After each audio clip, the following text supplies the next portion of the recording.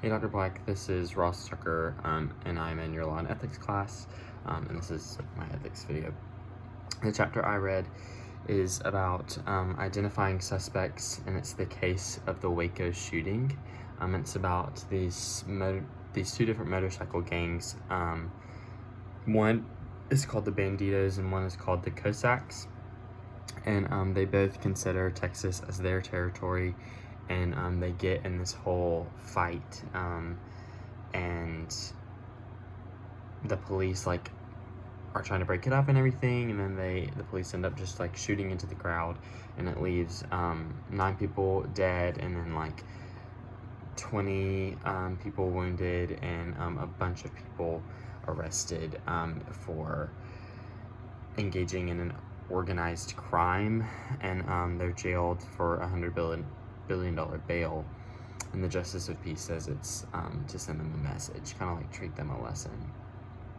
But what we see in the chapter that is where we know something unethical is when reporter Janet Wheeler comes into play, and she is researching the names of the people who died in the shootings and everything, and she wants to find those.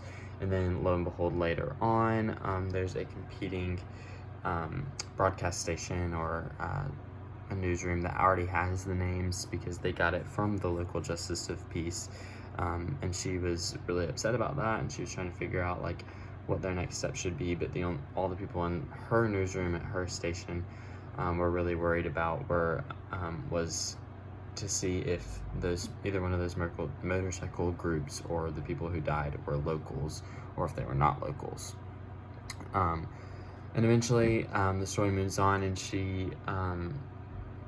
the whole newsroom is wanting to release the names of the people that died, and she thinks it would be more ethical if they waited for the police to release the names, and it would be more sensitive and correct to do that. But everyone disagrees with her, and it leaves her really upset that they were making a move that was really unethical.